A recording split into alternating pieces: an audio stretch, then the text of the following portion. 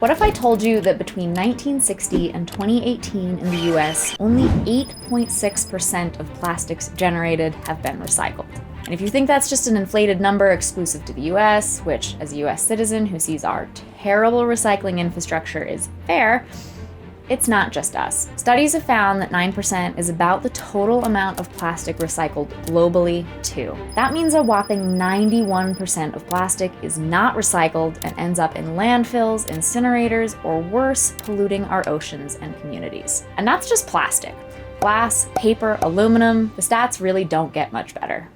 Hey there, eco-friends. Amber from Sustainable Jungle here, where we share sustainability tips, tricks, hacks, products, brands, and stories to better our planet. And today, I'm diving into one of the biggest environmental myths out there, recycling. Yep, you heard me right. Recycling, as we know it, is largely a scam. And no, I don't mean that in a don't recycle at all kind of way, but in a we've been led to believe it's the ultimate solution when actually it's a last resort kind of way. So today, I'm going to cover why the recycling system, especially here in the US, is horrifically broken, what happens when we really send materials overseas, why recycling is the weakest of the 5 R's of zero waste, and what you should actually be doing instead. Oh, and stick around because I'm also going to be sharing a list of things that you might be trying to recycle that you absolutely shouldn't be. And just a quick note here, I am speaking from the perspective of someone who lives in the US, where our recycling infrastructure is significantly worse than many other places in the world, notably European countries. So if you live somewhere with a much more functional system, that's amazing for you. But for us here,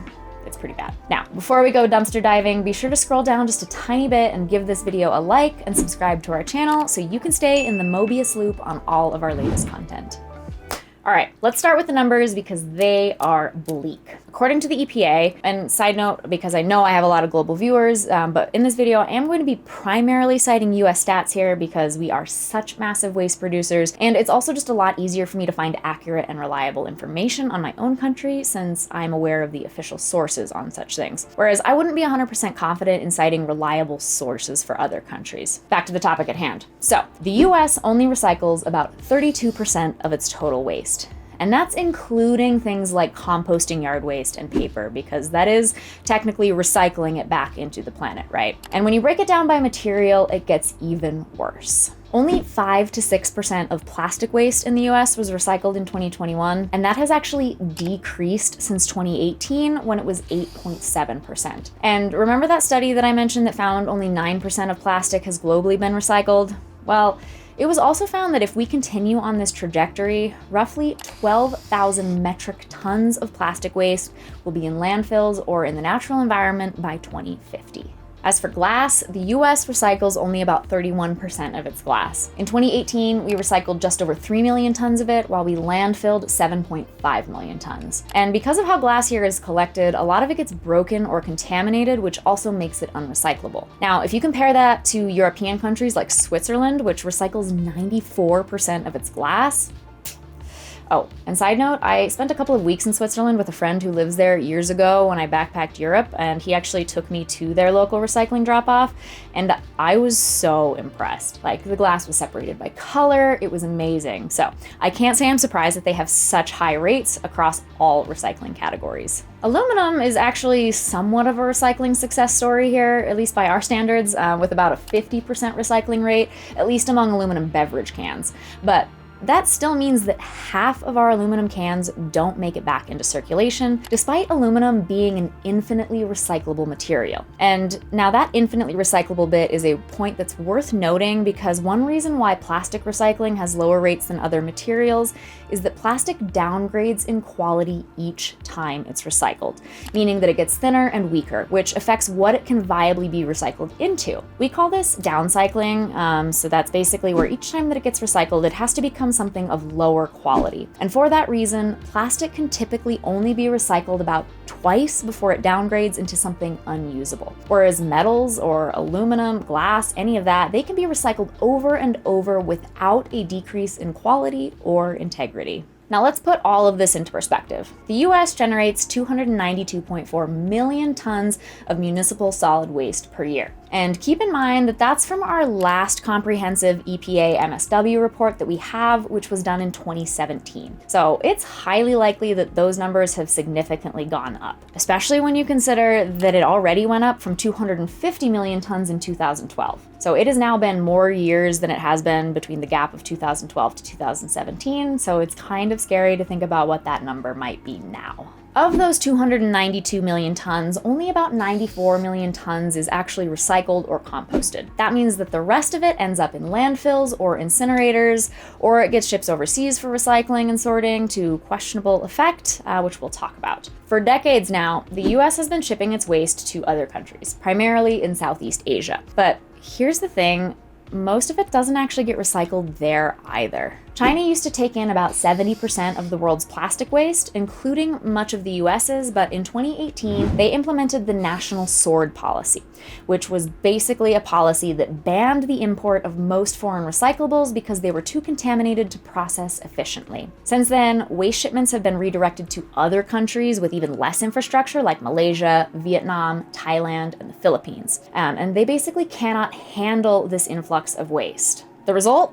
Mountains of plastic waste sitting in these countries, where it's either going to be illegally burned, dumped into rivers or the ocean, or just abandoned in massive landfills. And this has led to devastating consequences for local communities, where toxic fumes from burning plastic cause serious health issues like respiratory disease and cancer. In fact, more than 100 investigations and reports have shown serious environmental and social harms in these receiving countries. Some countries, like the Philippines and Malaysia, have even sent waste shipments back to the US, refusing to be our dumping grounds anymore. So why is this something that we do at all? Why are we in the US here so bad at recycling that we have to ship overseas and make it everyone else's problem? For being a supposedly advanced technological country, why is the US recycling rate so low? Because other countries like the UK still pull off about 44%. So what's our excuse? Well, some of it has to do with the very structure of our country. It's a big country, and when governance is shared between federal governments and individual states, it's hard to implement nationwide policies and procedures. In fact, I don't think it's possible because recycling infrastructure for me here in the middle of nowhere in the West is going to look a lot different from the recycling infrastructure for somebody who lives in a dense urban area. It's easier for small countries like Switzerland to have more success in such matters when they don't have nearly as much land or diversity of lifestyles to account for. But while we have a pretty terrible infrastructure that's definitely largely to blame for recycling's woes, we consumers are partially to blame as well, even those of us with the best of intentions. In fact, sometimes those good intentions actually do the most harm. Picture this, you're standing at the recycling bin with an item in your hand, not sure if you can recycle it, but you toss it in anyway because what could it hurt? Well, as it turns out, a lot. This is called wishcycling, and it is a really big problem because it causes recycling contamination. It's a common myth that recyclables will all get sorted, and so it's not really a big deal if you toss in non-recyclables because someone will just sort it out at some point. But what actually happens is that recycling facilities will deem the whole batch as not worth expending the efforts or expense to sort through, and will toss the entire thing, recyclables included, into the landfill. The US has about a 25% contamination rate in recycling, though some independent studies suggest that this could actually be as high as 40%. So even if we're being generous and going with the lower number, that means a quarter of what people put in recycling bins ruin entire batches, sending them straight to the landfill. This happens because people throw in non-recyclables, which messes up the entire process. So to prevent this, we desperately need efforts to help better inform consumers about what they can and can't recycle. My center is very Wyoming about it and literally will just tape or staple things along the bins or on a pallet next to the bin showing you what not to toss in. It's kind of passive aggressive and I love it. Far more effective would be to actually implement some widespread efforts to help prevent incorrect recycling in the first place before it becomes a problem. So as consumers, we can step up where our municipalities are failing us and educating ourselves. Did you know that your municipality probably has recycling guidelines somewhere online? Mine doesn't actually, but that's because I live in a very small town, but larger cities are most certainly going to have one. And if you can't find that, you can probably at least find contact information for your local recycling center. I can even do that, so I can call, email, or even just ask the recycling attendant at the recycling drop center. And the great thing is that once you learn what you can and can't recycle near you, then you just know. You don't have to keep doing the research. Now, as I've mentioned, restrictions are going to differ by location. What you can recycle is going to be different than what I can recycle, but there are some common rules of thumb regarding non-recyclables that are more or less applicable anywhere. So let's talk about things that you should not put in your curbside recycling bin, no matter where you live, even though many people do. And I'm gonna break this down by category to make it easier to keep straight. So, got your note-taking tools out? Good, let's go. Let's start with paper and cardboard because this seems like it's going to be a really easy and foolproof recycling category. But for that reason, it's actually often done incorrectly. So here are some paper things that you should not recycle. Receipts. Receipt paper is not paper. It's thermal paper, which actually features a BPA coating. You also shouldn't recycle paper coffee cups, which are, again, not really paper in that they are lined with a polyethylene liner, aka plastic, that makes them unrecyclable. You also shouldn't recycle any waxed or specialty papers. So despite being made from paper, wax paper cannot be recycled because it's coated with wax. The same thing with like wrapping papers that have a metallic or a velvety coating. Basically, if it doesn't quite look like paper, it has a shimmer to it, you probably shouldn't recycle it. This is one of the most common ones I see at my recycle center, which is greasy pizza boxes. If it's paper or cardboard with oil saturating it, it does not belong in the recycling, period. Same thing with shredded paper. It's just too small to be processed. Paper plates, napkins, paper towels, kind of the same thing. So even if they're not soiled with grease or anything like that, just the way that they're structured and made of really short wood pulp fibers means that they can't be recycled. And I'm actually going to be linking to articles to our website down below where we have specific articles on all of those topics in case you want to learn more about specifically why those aren't recyclable. Also, tissue paper. Tissue paper is actually made from recycled paper already, and it can't be recycled again as the paper fibers are already too short, which results in a really low quality pulp. And this is another thing that I just recommend that you reuse. I reuse this all the time in packaging and shipping for my small business. And lastly is padded paper envelopes. You may have noticed that some stores like Amazon, for one, are sending things in these brown paper envelopes with a kind of padding, and if you open them up, it's like this little white fluff in there. And on them, they state, "Recycle me like a box," which is absolutely not true for a lot of municipalities. It got so bad at mine that the center took a bunch of these and taped them all along the bin with a big sign that said, "Don't recycle these." Now, this is not to say that that's the case in all centers, but you should 100% check with yours before trying to recycle them. Next, we'll talk about plastics. So plastics are definitely the hardest thing to recycle correctly because there are so many different types of plastic and plastic polymers out there, some of which are super easy to recycle, like PET or plastic number 1, while others like polyvinyl chloride, PVC, which is plastic number 3, are virtually impossible to recycle. So to demonstrate, consider the vastly different recycling rates of these different types of plastic. The recycling rate for PET bottles and jars is about 29.1% in 2018 here in the US. HDPE, which is plastic number 2, that's things you find like detergents in a lot of, that recycling rate was 29.3%. But if you compare that to the plastic recycling average of under 9%, well, clearly we are being brought way down by the virtually 0% recycling rate of plastics like polystyrene and PVC. So, while a lot of people think seeing a little Mobius loop on something, aka the recycling logo, alone means that it's recyclable, that's a myth. It only serves to classify the material, which you then need to look up to see if you can recycle. So first, I do recommend learning all 7 of your plastic recycling categories, which you can then use to look at most plastic products to find the Mobius loop and then know whether you can or can't recycle that. I'm gonna link to our guide on those 7 plastic types in the description below. So here are plastics that you may be recycling that you most likely should not be. First one is obvious, plastic bags. So these clog up recycling machinery.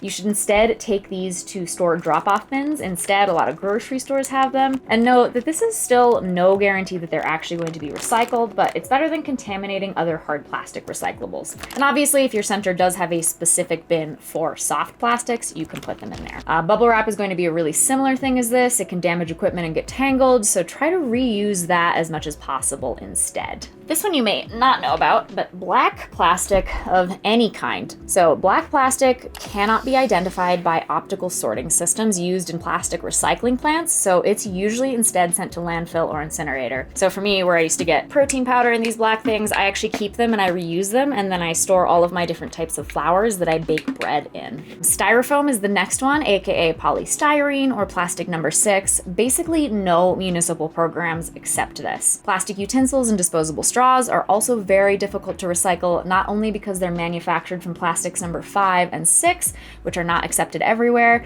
but also just because of their size. So during sorting, small items like straws and utensils can fall through the gaps in the equipment, and that makes them really inconvenient to process and can even be dangerous when they have to retrieve them. So instead, just consider replacing these with reusable alternatives, so then you don't have to worry about it at all. Next is plastic solo cups. So Toby Keith, may he rest in peace, sang about filling up red solo cups, but meanwhile, they're also filling up landfills. These feel like a hard plastic akin to number 1, 3, or 5, but they're actually made of a thick molded polystyrene, which is not recyclable except for very specialty services. So at your next backyard barbecue, if you're set on using disposable cups, at least pick something made of a clear plastic PET instead of these. Mixed plastic packaging is a big one, so think deodorant tubes. Well, so you've got the tube itself, you've got the little dialy wheel, you've got this other part of the dialy wheel that's totally different, you've got the little plastic thing at the bottom. All of these are different components and they may be different types of plastic, so they cannot be recycled. Orange prescription bottles are another one. 4 billion prescriptions are filled by Americans each year, and even though a lot of these are plastic number 5, as I can see here on the bottom of this, which a lot of larger recycling centers does accept. Mine here in rural America doesn't. But most centers don't want to see these because they are so small and not an acceptable type of plastic. So again, this is a case where you can always check with your specific locale to see if they accept it. And last in plastic is plastic egg cartons like this and clamshells. So think the things that you get berries in the grocery store in. So these are technically plastic number 1, which is pretty widely recyclable, but not all centers accept these because they're thin and they are oddly shaped. So my center only specifically accepts number 1 plastic bottles. Next, we'll talk about a couple glass things. So almost all glass jars are recyclable, and that's going to include colored bottles, beer bottles, wine bottles, even non-food bottles like for perfume or face cream. You may not be able to recycle them locally where you live, like me, because I live in a rural area where municipalities can't really justify the expense of shipping heavy glass, so they simply choose not to accept it at all. But most glass is technically recyclable, especially in larger areas. However, there are some types of glass that you still shouldn't recycle, the first of which is broken glass. So if it's broken, do not throw it in the bin. Broken glass can actually injure recycling sorters. You also shouldn't recycle mirrors. These have a reflective coating on the glass that makes them non-recyclable. Light bulbs are another one. This one should kind of be obvious because there's obviously a lot of other components and metals in here. And then you also shouldn't recycle any just generic household glass like vases, ceramics, or glass cookware like Pyrex, like this here. So this is actually a special type of glass called borosilicate glass, and this shouldn't be recycled just because it's made differently. Some of them may be treated with chemicals, they may have coatings, and that's all going to ruin the recycling process. And last, we'll quickly talk about some metal that you shouldn't recycle. The first of which being aerosol cans with any content in them at all. So most recycling programs do accept empty and dry aerosol cans without the caps, but the trouble is that they can sometimes be difficult to determine if they're truly empty or not, and sometimes they're really difficult to even get the caps off. So if they're not empty, if they have the caps, don't toss them in. Some fires have actually been caused in the baling machines from trace amounts of CAM chemicals, and cans with leftover propellant have been known to become projectiles when they become densified and balled in the recycling process. Non-stick coated cookware like Teflon coatings, that's something you also shouldn't recycle. So if you think that your old stainless steel pot or muffin tin can be recycled, it can't if it's got a coating on it. Teflon is technically a plastic coating and it's chemical, so don't use that. I instead, when I stopped using this, I use it in my garden each year to plant sprouts and also to help me space my seedlings. So that's how I repurpose it instead. And it's also worth noting here that while bottles, cans, and containers should be clean, dry, and free of most food waste before you put them in your recycling bins, they don't need to be completely spotless. The goal here is to make sure that they're clean enough to avoid contaminating other materials like paper, Some places do require you to remove labels from tin cans, but others, even my center, doesn't. So again, when in doubt, check with your local municipal recycling guidelines and they'll let you know. The takeaway from all this: recycling is not the magical solution that we were promised, and even if it's done well, there is simply so much we can't recycle. Yet, corporations have pushed the recycling narrative to shift responsibility onto us as consumers. They tell us it's up to us to recycle, and then we'll be absolved of guilt for continuing to buy their products. Some of you may remember what's referred to as the Crying Indian ad and commercial from the 1970s. Aside from a lot of other obvious issues about this ad I'm not getting into, this was actually funded by the beverage industry to guilt trip consumers into thinking that pollution was their fault, when in reality, corporations kept pushing single-use plastics and disposables for profit. And here's the thing: these companies have always known that mixed plastic recycling specifically was never a long-term viable solution for large-scale waste. But they lied to us and continue to do so, telling us to just recycle, because then we'll continue to buy products and packaging because we think that we can recycle it. There was a really interesting Frontline and NPR combo investigation into how the plastics industry uses the guise of recycling to sell more plastic, which you can watch in the Plastic Wars video that was aired on PBS. You can watch it for free on their website, and I'll link to it below if you're interested. So if we lived in a just world, obviously, corporations and governments would then be the ones to assume the mantle of responsibility here because it is their fault. They would stop lying about recycling's efficacy, they would focus on improving symptoms where they can, and focus on reducing especially plastic output. But I think we can all agree that this is not exactly a just world, so for now, the real power lies in changing our consumption habits in the first place. The best way to fix the problem is to stop waste before it starts.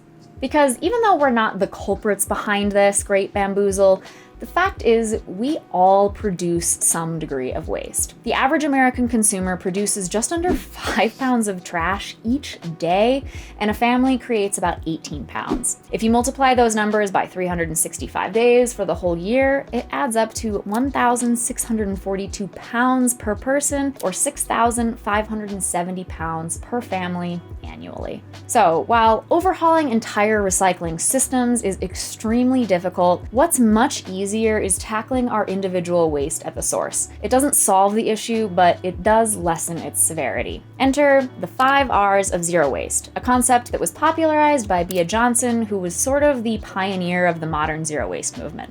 So let's talk about each of these. So think of each of these as an order of priority in which we should approach waste reduction. The first one being refuse. This is the most powerful way to reduce waste, and that's just to refuse it and stop it at the source. That means saying no to unnecessary packaging, freebies, plastic straws, single-use plastics.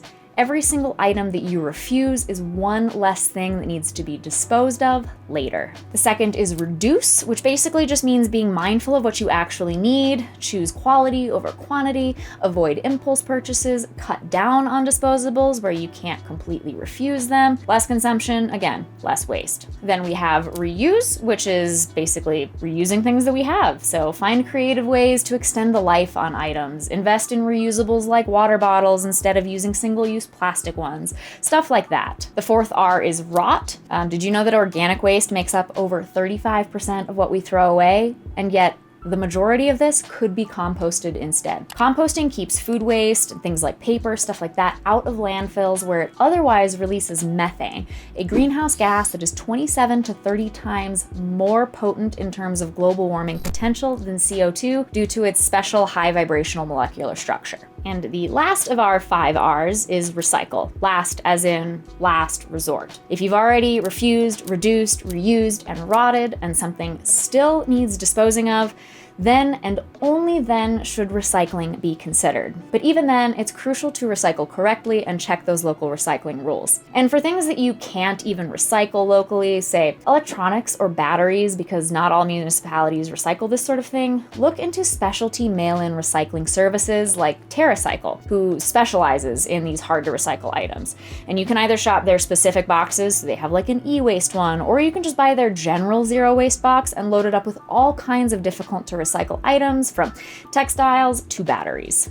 And on top of changing our own waste creation and disposal habits, we can also support brands with take-back programs or closed-loop programs and advocate for better policies surrounding waste and recycling efforts. If you're in the US, Waste Dive has a page on their site where you can stay updated on waste and recycling-related legislation in Congress to help you know what bills to support and just to kind of generally keep eyes on what's going on. Now, over to you. What's the biggest recycling myth that you've heard? Or what is your biggest recycling pet peeve that you see people doing? Or maybe you just have some strategies of your own when it comes to waste reduction and recycling. I'm especially keen to hear from some international viewers because I want to know about things that your local systems do that make them so much more effective than ours. So please drop all of that in the comments below. And if you found this video helpful, don't forget to like, subscribe, and share. It helps fight the algorithmic landfill that we call the internet. This is Amber from SJ, and I'll see you guys next time.